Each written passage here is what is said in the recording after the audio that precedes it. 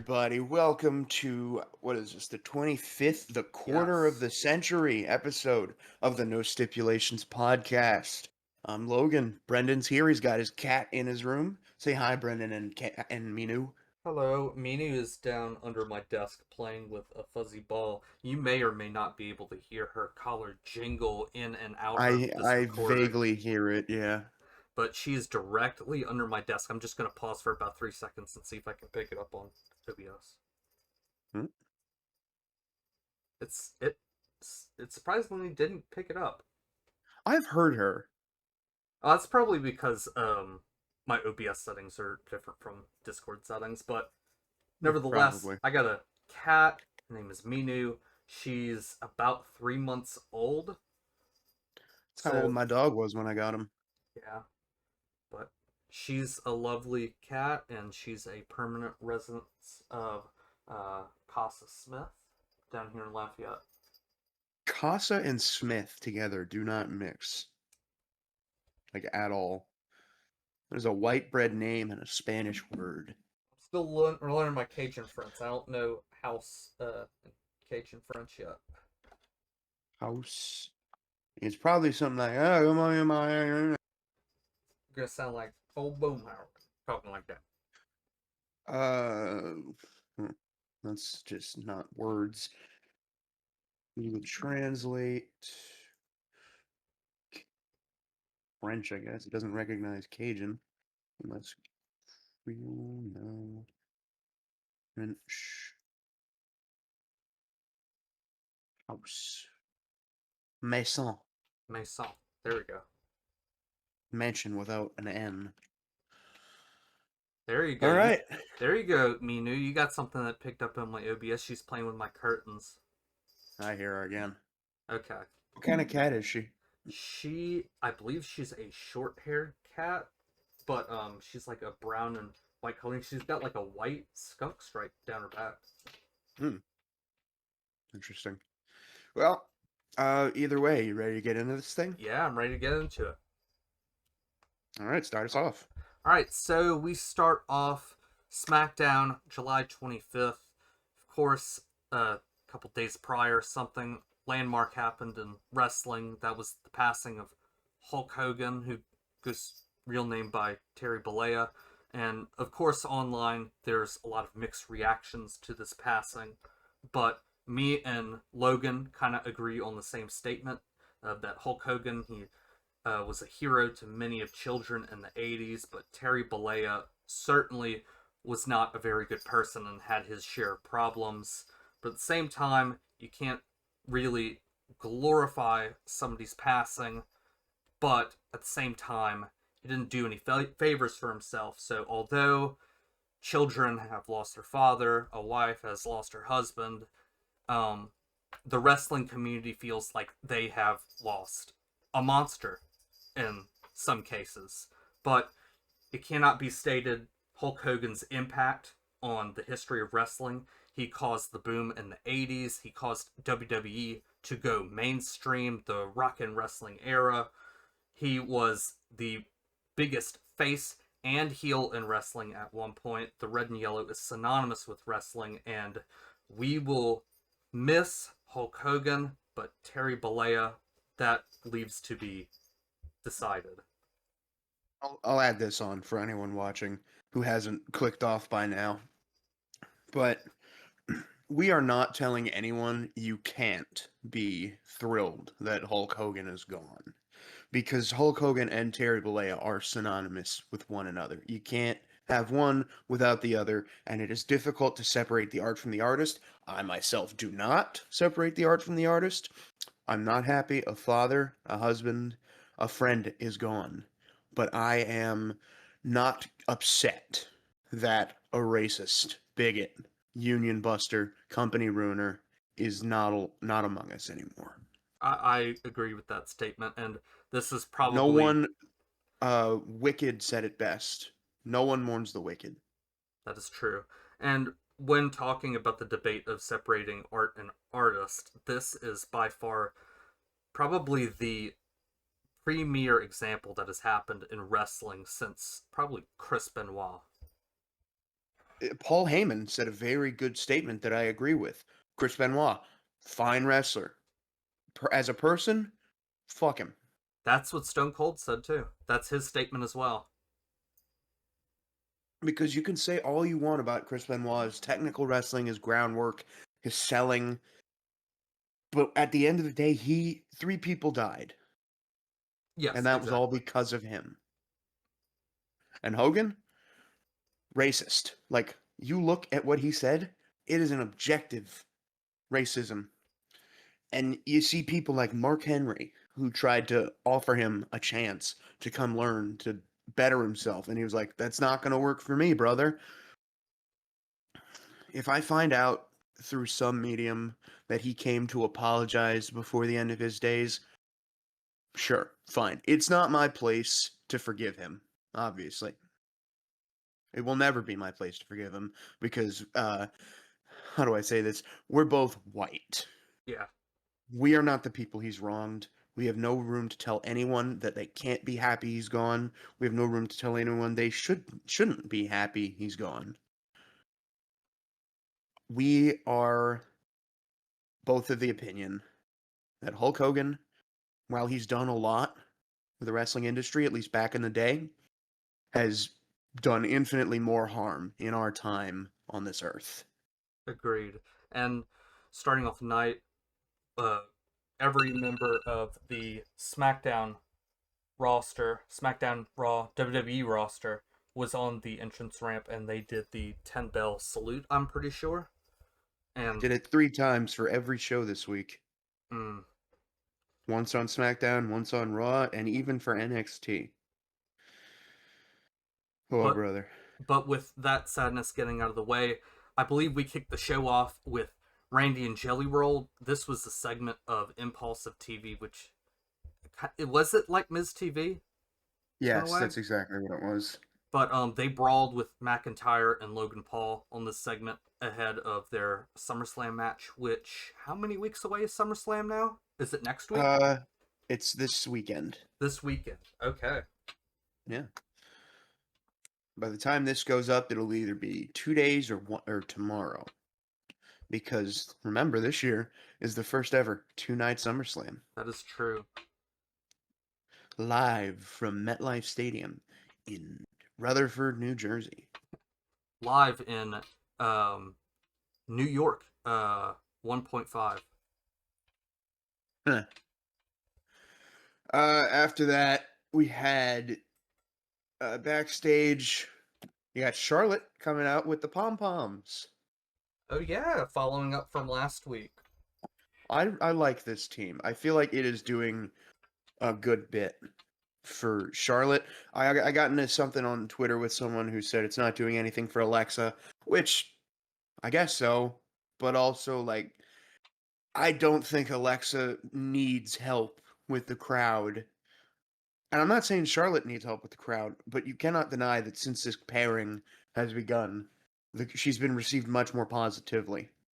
Yeah, exactly. And I think ultimately this is WWE doing a course correction. They didn't want Charlotte to be a heel for that Mania match. They were hoping it was going to be a passing of the torch type thing between Charlotte and Tiffy, but the fans, they had their minds set of it being face versus heel.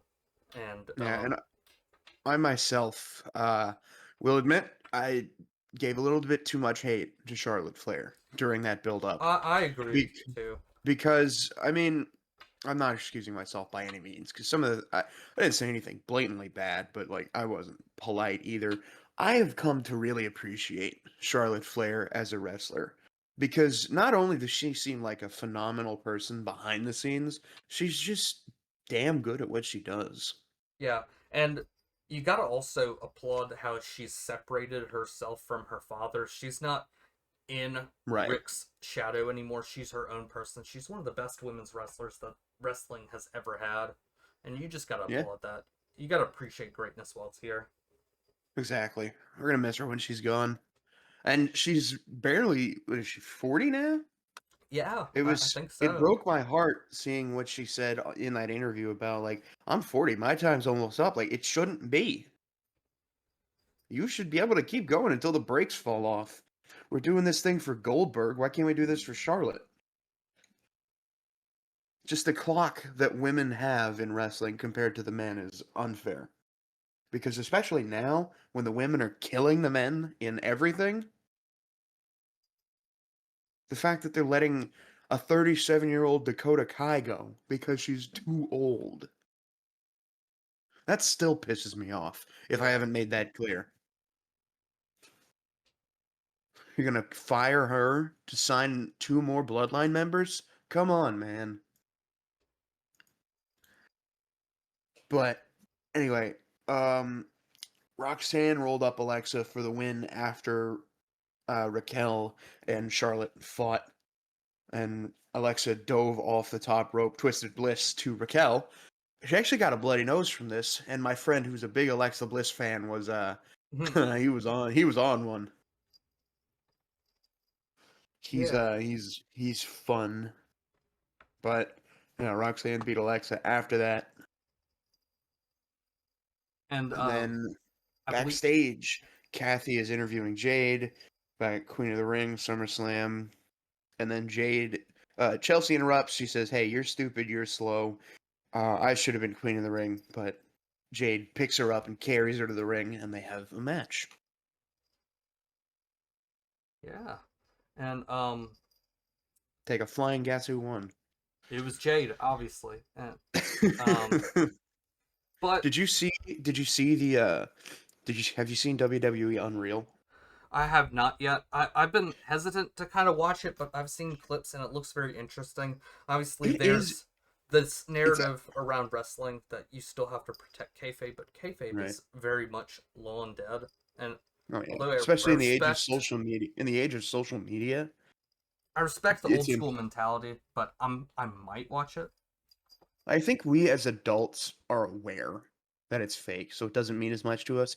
But as a kid, you're like 7, 8, you see Rhea Ripley walking around, you're like, she's got to be a badass all the time. Yeah, And then I actually sat down and watched a little bit of it. From a production standpoint, it's actually really interesting. So I think you would enjoy it. I think I would too. It tells you a lot about what goes into it. Hmm. Also gives a lot of blame to Chris Hayes for Jey Uso winning the Royal Rumble. We'll discuss that some other time. Somebody also threw out uh number 29 in the women's Royal Rumble coming out. The last 2 women accidentally eliminating themselves, and then number 30, which is the reason why I bring this up, walks into the ring and automatically wins. Chelsea Green. Oh, somebody said that. I don't think they meant it literally, but it was pitched. Well, in creative like that, you just gotta throw ideas out the wall and see what sticks. But that's actually a pretty creative idea. That would be hilarious. It would kind of make a joke of the whole Royal Rumble as a concept, but it'd be hilarious. Hmm. It'd be like President Dwayne Johnson coming out at 31. But after the match, Tiffany helped Jade fight off the Secret Harvest, and what comes next, Logan? After that, backstage, Alexa, she's got a bloody nose. Flair's like, hey, I'm sorry, but this cannot happen at SummerSlam. Alexa's like, sorry. Flair's like, hey, we're partners now. Maybe after SummerSlam, we can be friends. And Uh, then Cody cuts a promo. yeah, Cody cuts a promo on Cena, and he's basically asking him to bring the real John Cena to SummerSlam. Can the real John Cena please stand up? Please stand up. Please stand Yeah, he up. wants the Doctor of Thugonomics. Yeah, also, Cody said this thing before the promo about Hogan that was maybe a little tone deaf, Yeah, but who's to say no one made him say that? Hmm? yeah, exactly. That's my thing with these wrestling promos is all these guys who went out there for the 10 bell salute, you think all of them wanted to be out there, especially the talent that are people of color? Yeah, Like, do honestly, you think some of them did want to be out there to support Hulk Hogan? Sure. Was it for nefarious purposes? I don't know. Maybe. But I guarantee you, some of them had to be like, "You get on that fucking stage right now," or "So help me God." But whatever. But yeah, he's like, Cena, you got to come out like this is your first SummerSlam, man. You got to talk to Stu. You got to wear the title right. You got to hustle down to the. You got to run the ropes. Come on, you bitch. He didn't say exactly that, but that's what he wanted to say. What came after that?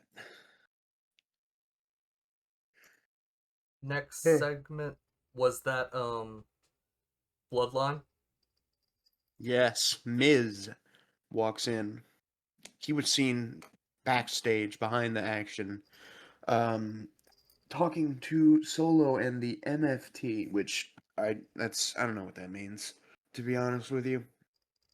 But yeah, so you remember last Oh, week? I know what it means. What, my family tree? Yeah, there you go. Ugh, that's gross. That's almost as bad as Pure Fusion Collective. But yeah, Jacob cuts a promo and says, Solo, you tried to frame me. I loved you. I don't care because no matter what, I'm gonna dog walk your ass. Miz is like, hey, you took me out. I don't remember that happening at all, for reference. Is it what took him off TV? Yeah, I don't remember that. Like, even I a don't little remember bit. it either. Maybe they forgot to book it? I don't know. Maybe Maybe he they're heard him just gaslighting backstage? us. I don't know, man. But yeah, Miz slaps him and this is his hometown in Cleveland. And Jacob says, "Come on with it." And then they have a match, and they could guess who wins. Um, was it The Miz? Incorrect. I'm guessing it was Jacob Fatu. Be correct. And then the guys attack Solo, Tama, Tala, JC. Jimmy actually hit him with a chair, and he's like, "Hey, brother, what? That's not gonna work for me, brother." And then he kicks him in the face. And then this segment was a whole mess because it was just a bunch of curly hair flying around and I couldn't tell who was doing what. But Solo stood tall at the end of it, which, depending on this week, does not bode well for his title reign. Mhm. And then let's kind of Ugh. breeze through the last couple segments. Is There this is our just one segment. last segment There's coming up right here? All right. technically two segments because there's an interview. The Street Profits gave an interview to Kathy because they're not in this match. And he says, hey, the Wyatts need to be dealt with. B-Fab is actually back with the Street Profits for some reason. Uh, Everyone's like, hey, it doesn't matter who wins because we're next. DIY is like, dude, we got to fix your mess. And Candace, who I get why Candace has been with them. There's nothing much else for her, and I think she's, as much as I appreciate Gargano and Champa, mic work is neither of their strong suits. But yeah, she's their mouthpiece, and they say, we're going to take care of it. Something else that happened before the main event was Zelina backstage, and we finally see Julia for like the third time since her title reign began. What the hell? Hmm. Um, yeah, but then comes Kiana James, who is seeming to be Julia's representation as she, I suppose, I imagine, finishes rehab from her knee injury last year. But yeah, there's a match next week, I think, between Kiana and Zelina for like a, I don't, not a contendership, because if Kiana wins, I don't know. I don't really know where this is gonna go. This is probably setting up a storyline to where Zelina comes back, competes for the U.S. title, maybe. I mean, Kiana James is back and on TV, so you always like to see talent getting minutes. Yeah. But then, oh, then we have our main event. And you can talk about the match, but please let me talk about what happened after. Oh yeah, absolutely. So Andrade and Ray Phoenix they get the win against the Wyatts via DQ, and Logan, tell us what happened after. After DQ, Fraxium, DIY, Motor City Machine Guns, Street Profits, they're all down in the ring. They're fighting. Chaos is brewing. Everyone's flying. Bodies are going everywhere. And then Nick Aldis charges down to the ring, stands in the turnbuckle, and says, I don't know why I thought this would be done with already. But you know what? We're going to squash this.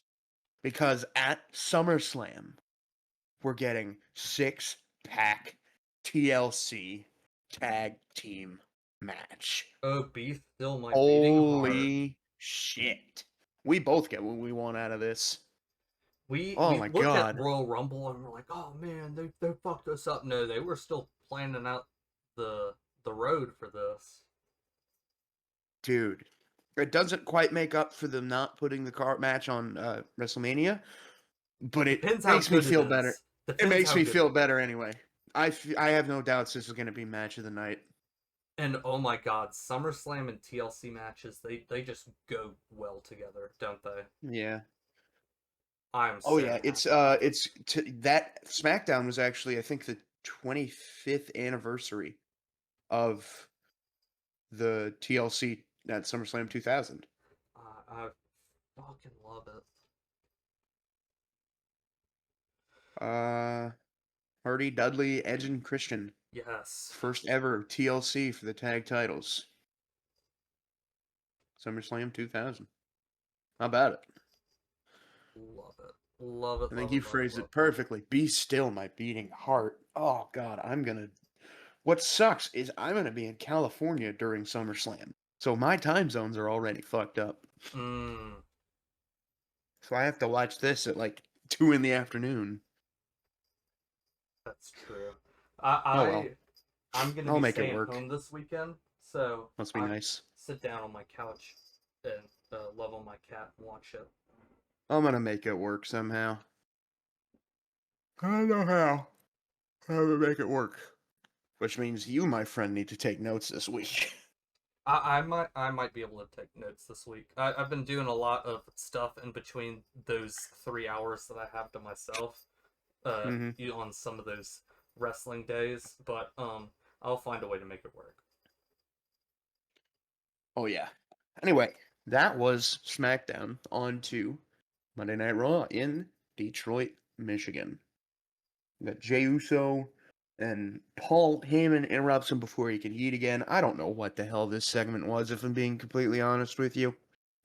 Because Paul's like, dude, I can't believe you accepted Roman's invitation. And hey, kids, Santa isn't real. What the hell? Um, this is Jay's mom and dad lied to him about everything. They don't want you to succeed as much as Roman did. And Roman picked Solo for his succession, and he lied to you as well. And he's been telling you this because I love you. And Oh, Jay's like, stop playing with my family. He says, hey, where's your family if you keep talking about mine? And then Jay yeets again. This, I don't know what this was.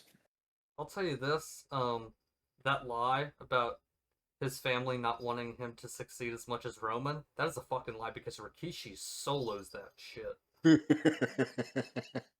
Rikishi doesn't care about any of his other children, but he will die if Jay succeeds. It's like, what do you mean he only had 1,000-day title reign? It should be 2,000. Yeah. I fucking love Rikishi, but some of his takes, man. Get that man away from a podcast microphone. Yeah. My God. But next up, we got the six-person mixed tag match: AJ and the Kabuki Warriors versus Dom and Rox Quell. Did I pronounce it right this time?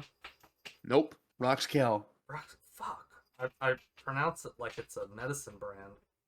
Yeah, Raquel is not Roxwell. Sorry. It's just Raquel. Roxkel. Gotcha. But late in the match, Roxanne stood in front of Dom, and he used that. But excuse me for a second, cat's messing with my curtains. But Dom ran at him, and AJ paylaid him, kicked him in the face, Chaos ensued and bodies flew, but AJ hit the phenomenal forearm for the win. Well, Dom's retaining at SummerSlam. Yeah, I think he's retaining as well. I really think that we're going to talk about this in our prediction segment, but they need to take the kitty gloves off him. Let him wrestle. He's got the sauce. Now let him use the gravy. Honestly, it should have been a match stipulation for this. I don't really think it needed one I don't because I know. feel like a Well, maybe stipulation. Hopefully, later down the line in one of his defenses. I hope the stipulation prevents Judgment Day interference because that's what will ruin this match for me. Yeah. Anyway, Sheamus earlier he references big meaty men slapping meat after he beat Rusev. Grayson Waller steps up, now aligned with the New Day against their wishes. Sheamus is like, "You want to scrap, young fella?" And Grayson's like, "Yeah, I do." And the match is set, and the New Day ditched him. Yeah, and that match between Waller and Sheamus, Rusev tried to interfere, and Sheamus cleaned his frickin' clock. Brogue to Hmm Grayson for the win, but Rusev keeps beating on him with the shillelagh and locked in the accolade as officials try to prime off. There should really be two more matches on SummerSlam at least. Because how do you not have Nikki Bella and Stephanie the Care on that card? Not only that, you leave uh Sheamus just every summer seems to have this one feud with a European that just goes crazy. Yeah. How's this Sheamus Rusev feud doing? You think it's doing pretty well? I think it's entertaining. I mean, they have past history, but I think most of it just comes from being they have good chemistry in the ring. Get up for a second. My cat is playing with my power cord. Little, No, get little away from me. badass.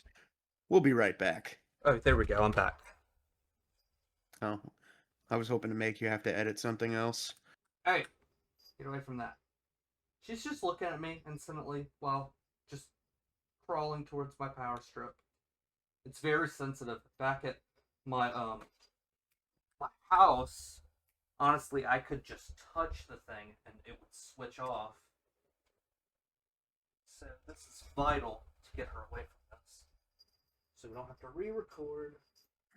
Get away from that, please. We'll be right back. Why don't you spend some time in the living room, baby?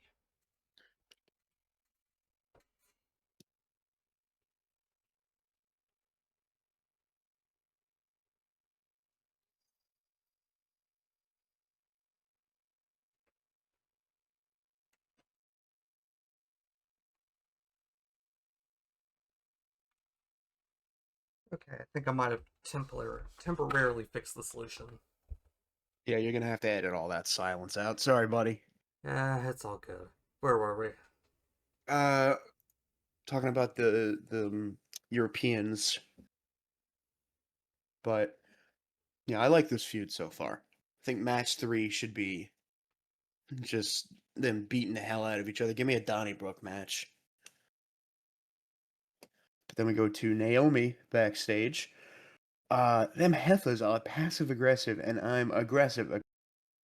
And then she warns Rhea and Io about this being a cautionary tale.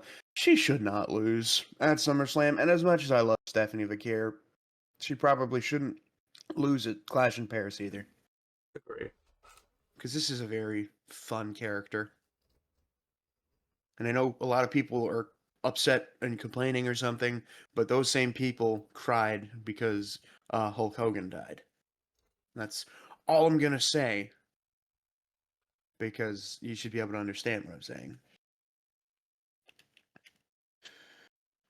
Anyway, Brendan. I'm sorry, I had to get up again. Oh, brother. Sorry, this cat's misbehaving, but where were we? Bronson. Yes, Bronson. Paul and Braun instigate Bronson to basically kill Jay and his family, and it works, and Braun has a plan. Yeah. That was funny. Um Lyra goes out. She calls her shot. She says, Becky's going to have to kill me to stay champion. I'm prepared to go to that place too. And Becky's music hits.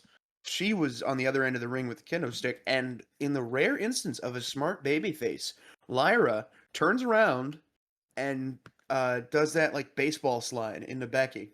And then started wailing on her with the kendo stick. And they changed kendo sticks, and then Lyra got her up for Nightwing, but Becky ran away. Yeah. Next, we got a Sammy interview. Says he doesn't get what Cross wants out of him. He plans to end it. Cross takes Corey's seat across from uh Sammy. Sammy during the interview. Pissed that he can't get Sammy to admit his true nature, Scarlett gives him the pipe, Steel pipe. steel pipe, and he says Sammy isn't better than anyone else, and you're no better than me. Sammy says if you beat me, I'll say whatever you want me to say, but think about it. Maybe you're wrong about everyone, including yourself. Sammy says when I beat you, you say that you're wrong. I just don't care about this feud.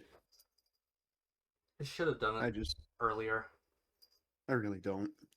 I really don't care. Then we go to Bailey, who is not currently slated for SummerSlam. She's very unhappy. I'm very unhappy. How do you leave one of your more prominent women's stars off of SummerSlam after she was the co-main event of WrestleMania 40 Night 2, was champion heading into SummerSlam last year, and then was slated for WrestleMania this year before you wrote her off for a Becky Lynch return? And this is nothing against Becky. Do not twist my words, internet. I love Becky. I love Bailey. But just the fact that they can't find spots for these people on the show is part of the reason the pre-show should have matches. I don't know. I think this is something down the line. You know, sometimes if you want to do something in the future, sometimes a star has to do nothing for a bit of time, grow frustrated on TV, and maybe down the line we see Bailey versus Lyra with Bailey as a heel. I don't know that I want Bailey as a heel. I don't know. Just a food for thought. I don't know. What was next? Next is a 8-woman tag match. Naomi and Chelsea's Cabinet versus Rhea, Nikki, Steph, and Io. Naomi grabbed the title near the end and walked off with it. Naomi got wrecked. Piper cleared Io and Nikki. Riptide to Piper. Slap and an SVB to Chelsea, and it's over. Whoa, mama. I just, you know what? I've said it a few times on this show. I'll say it again. I love Piper Niven. I love her. Did you see the clip of the reactions to her elbow dropping? Uh, was it Nikki? I No, think she I came through did. the ropes and then slammed her elbow right into the sternum. The heels were like, "Oh, damn, get her again," and the faces were like, "Oh my god." That was my reaction. I was like, "Oh Jesus, did she slip?" But no, no, that was on purpose, and it hurt. It looked like it hurt. Love Piper, but yeah, I mean, Judgment Day, Finn and JD, they're getting ready for their matches. Tried to hype the earlier losses. Finn says, "Chin up. We got strong. We got gold. We're stronger than ever, even without Liv." Dom offers assistance. Finn rejects him, and in slides Roxanne, and he's trying to set things up. And he's like, "Why don't you play video games?" And Roxanne gives him a like tablet or something. And Raquel's like, "Yeah, you know who else loves video games? Liv." And Dom's like, "Yeah, we should call her." It's just so funny that Finn is trying to do this again, and Dom is just not interested. And is oblivious. Yeah, he's just like, "Oh, this." He doesn't even know Roxanne's trying to hit on him. He's like, "Yeah, let's call Liv." I love it. But next backstage, the girls from earlier they shake hands and go to leave. Io grabs Rhea and she says, "I'll have your number." Io says, "You've never beat me, and you never will." Yeah, makes me wonder if they're doing what they did with at Mania, kind of just discarding Naomi in the feud so she can win in the end anyway. I don't know. Mm-hmm. LWO versus Judgment Day. There's. I wrote this prior to receiving the right information. It seems as though there is another El Grande Americano. No, wait a minute. This was Kaiser. Came out mid match. Dragon Lee fought him. Cruz del Toro climbed the top rope and then gets pulled off by the other El Grande Americano. Likely Pete Dunne. Which, oh my god. Why are we doing this? Guys, why are we doing this? I posted a reel on Instagram I did see of that. That's the pretty funny. Squidward scene. He's Squidward, you're Squidward, you're Squidward, I'm Squidward. Are there any other Squidwards? Yeah, I was considering putting in the Gary bit where it's like, are there any other Squidwards I need to know about? And just putting TBD or probably some wrestler. I don't like this at all. Why are we putting talented wrestlers under luchador masks and they're not luchadors? I don't know. Whatever. Don't know. Next we have Big Goon. Says last week says last week was a clean victory for him. Says he made Punk understand that he'll never be champ, and that made him shut the hell. And then we hear Cult personality play. Says he wasn't speechless. He was more dumbfounded than anything. Dawned on him that as excuse me, cat again. Um, dawned on him that standing across the ring from someone as great as Big Goon, it dawned on him that he doesn't want to be champion. He needs to be champion. Needs to be champion so he can raise the strap above his head. And as a thank you to the people chanting his name, not apples to apples, Gunther goes to shut him up, but Punk covers the mic, calls Kid, says he wasn't finished, and says, "You are not on my level." Did you see the way he exited the ring? Oh yeah, that's right. He did the flip over the ropes. Literally like inverted Kane. Oh god. Bronson versus Jay. Braun speared Jay, ended the match in DQ. Roman comes out, doesn't matter. Spears to Roman, Tsunami to Jay and Roman. Spear through the barricade to the Samoans. Bronson Reed takes Roman's Jays. What the hell are we doing, WWE? That this, in the sense of Roman Reigns getting humiliated, this feels almost as bad as the dog food. Nothing will ever be as bad as that. But I don't think I could let you write a segment where somebody takes my literally snatches my chain, knocks me out, and then steals my shoes. He's gonna come back with his Jordan branded shoes. His own Jordan branded shoes. Oh brother. Yeah, you couldn't let I could not be laid out with just socks on. I could not do it, Would you man. rather that or Roman just having a whole segment where he's like, I wouldn't be able to wrestle without my Jordans, but now lucky for all of you, you can have the tribal chief ones. Why are you saying that like Hulk Hogan? I'm, no, Lucky for you, lucky Hogan, for you, brother. Hogan is more like, let me tell you something, brother. Lucky for you, brother. I can't wrestle without my Hulk. I'm going into Randy With Savage for some my reason. meat warming shoes, brother. With my that's not gonna work for me, brother. Twos.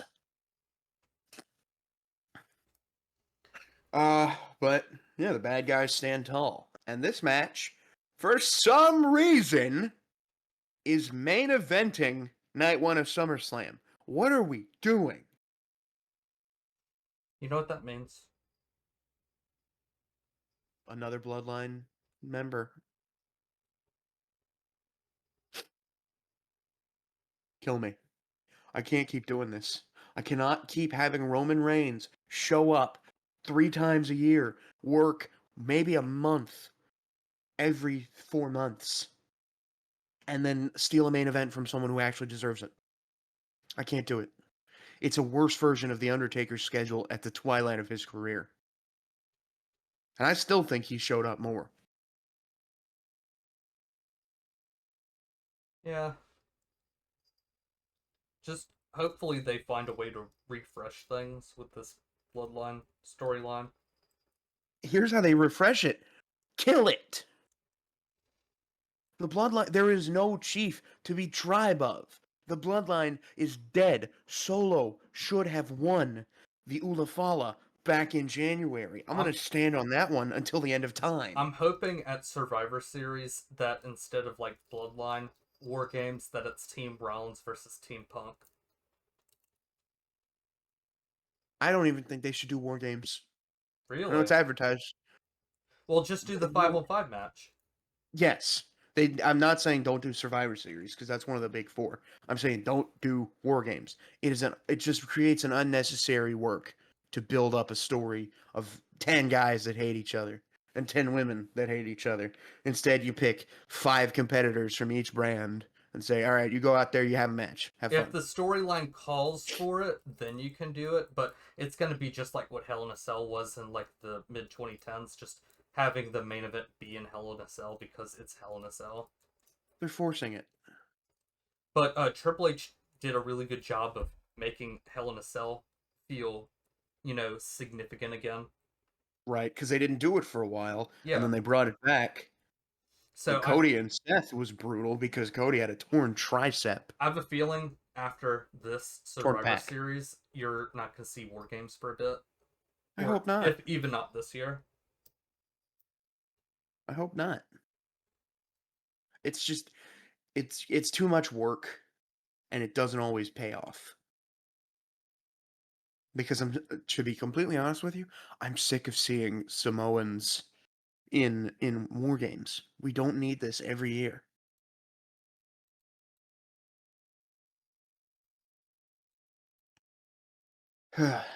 Okay. That was my piece. Brendan, take us to the other show. Yeah, we go from Detroit, Michigan to Orlando, Florida. For NXT, we start off with Jada Parker versus Jasmine Nixon. Before the match, JC tells her, now's her chance to prove herself. Jada wins. Everybody yelled at Jasmine, and there's not much else to say about this. Yeah, I mean, that's it. Most of the setup was done last week. And Javon, he's walking backstage. He gets interrupted by High Rise. Javon's like, "Are you serious about letting Trick dress like that and then get dropped by the Undertaker?" And then he walks up to chase you. Andre tells Kale and Uriah, "You guys got to go after the big dog." And Javon says, "I'm about to do just that." Yeah, after a commercial, talks some shit about Trick.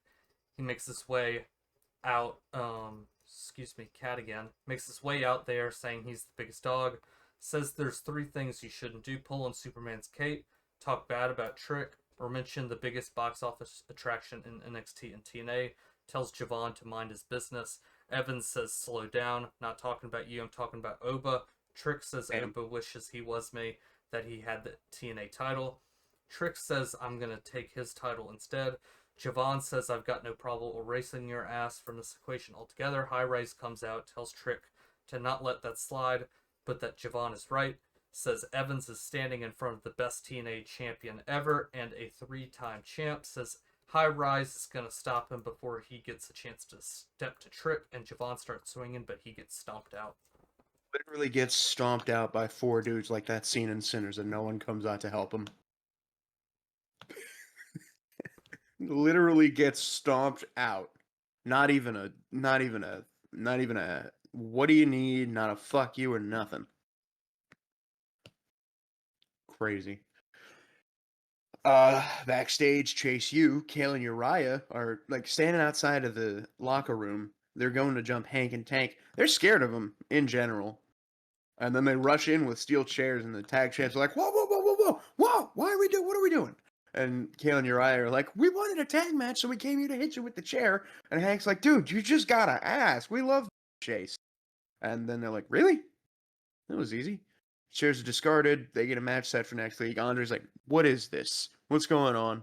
They're like, Hank and Tank are like, your boys were gonna hit us with the chair. He's like, I did not tell them to do that. You said, I didn't say to do it like that. And yeah, Next, we got Tavion versus Chuck. Dempsey picked on the knee basically the whole match. Tavion got him with the belly to belly. He's free of the crew, and Chuck shakes his hand. yeah. I don't really know what's happening with this group. I don't think they're gonna have Ren Sinclair beat Charlie Dempsey to get out, but we shall see. Uh, backstage, Trick makes sure High Rise are gonna be done with Javon. Match was set up with Wes and Javon, and Wes is like, "Hey, as soon as that's done, get our boys a match for TNA titles, TNA tag titles." Santino walks in and says, "Shut up! I'm not TNA tonight. I'm WWE." Comfortable with that title. And then I'll take this one because this is a weird segment. Blake Monroe comes out, says, "Booker, darling, say my name right or I put you in a hospital." And Booker's like, "Oh yeah, man." And that man is sleeping permanently on the couch now that Blake Monroe is here. Then we get a bit of a weird segment because she is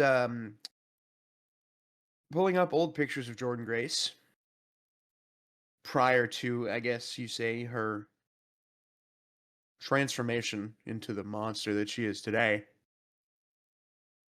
Very, I know this is kind of Blake Monroe's character, Mariah May's whole thing. She's mean. She's, pardon my French, kind of bitchy.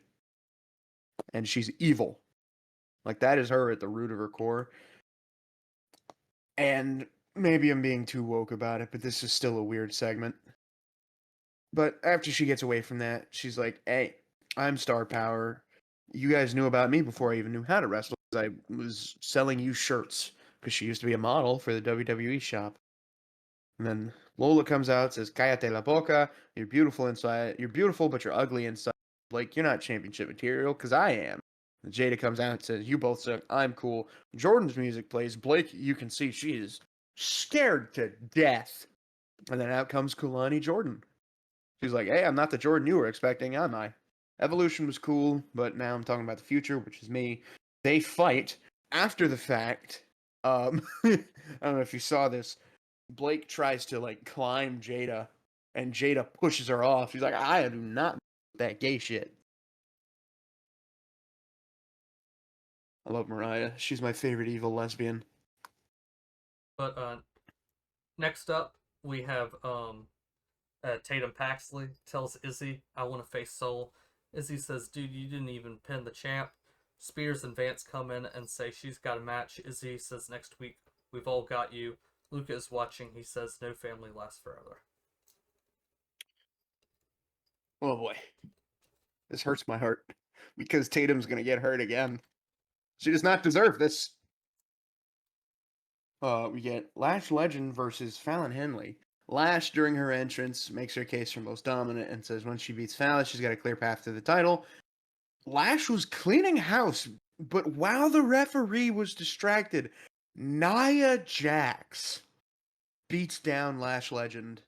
Fallon gets the win, and then Nia attacked after the match and annihilated Lash. Huh. Okay. Sure.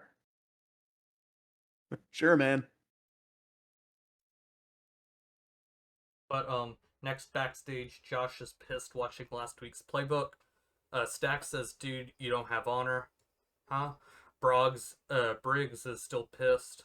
Yoshi pushes him. They get separated. Stack says, family and honor don't mean anything. Yoshi pushes him and says, I'll show you honor next week. We have Javon versus Wes. Trick on commentary. Whew. This match had the sauce. shows you that Wesley still got it because Wes was in the Tree of Woe. Javon hit that coast to coast, and the big frog splash nearly got the 3 count. Javon's pissed. TNT try to distract him. He kicks free, jumps over Wes too, goes flying into the tag team. Then he hits 2 cutters to Wes for the win. And after the match, Javon, Trick, and Oba all stare at each other because Oba was out on that balcony. Trick was at commentary. Javon was on the ring buckle. Beautiful, beautiful stuff. I need that match again. That match was cooking.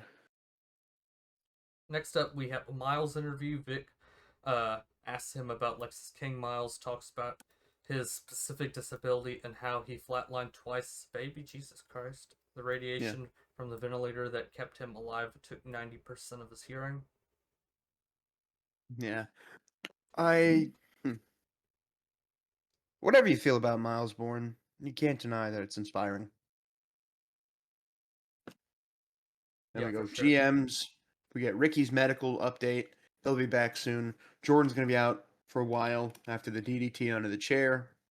Alexis walks in and says, Dude, Miles is a con man. Everyone's falling for him being deaf. Alexis says, If he's deaf, I'm blind as a bat. Ava says, You are many things. Next week, you got a match with Miles. I don't really know what this program is. We got body shaming on one side, and we got ableism on the other. I don't know what Sean's doing, man. We have a Fatal Influence next. They're in the parking lot. Um, they're doing an interview. Fallon says she took care of business and Jasmine didn't. Nia steps in and says Lash does not measure up to her.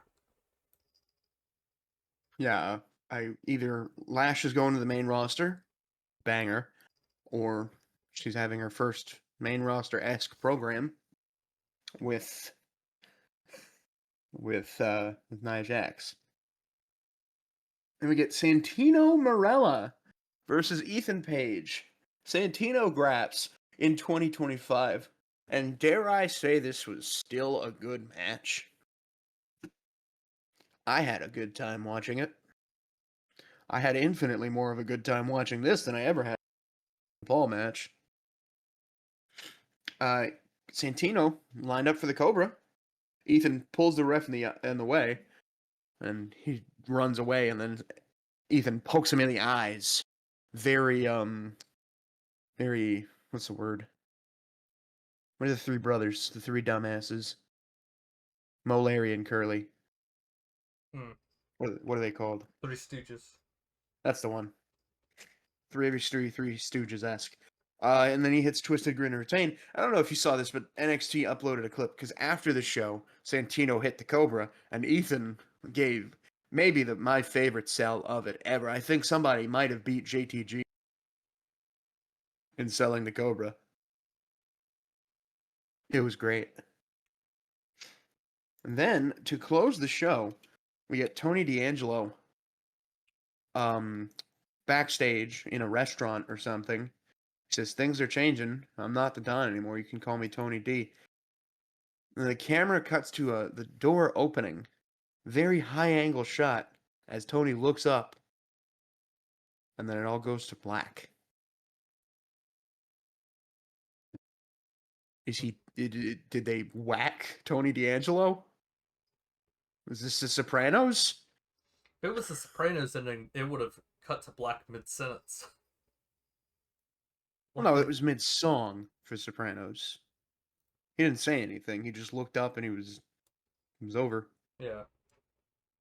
I don't know what they're doing here, but Right, we're recording. okay, everybody. If you may notice, I sound a little bit more tired. Brendan hasn't spoken yet, and I don't know if he will for this because he doesn't really need to. But there was a recording error yesterday, which is why our video didn't come out today. A drive error occurred, so our SummerSlam predictions got erased. Or I guess they were never there in the first place. So we're doing the outro, and then we're going to do the SummerSlam predictions in an entirely separate video. if that makes any sense at all. Brendan, does that make Yes. sense? Yes, that makes total sense. And I feel like our audience will understand. All 5 of our viewers. But yeah, I guess that, ladies, gentlemen, are uh non-binary friends. This is holy shit. This has been No Stipulations, episode number 25. Thank you for listening, watching.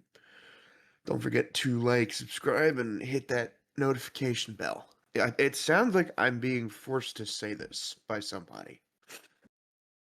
Hang on, let me get a sip of water. My voice is bad when I wake up.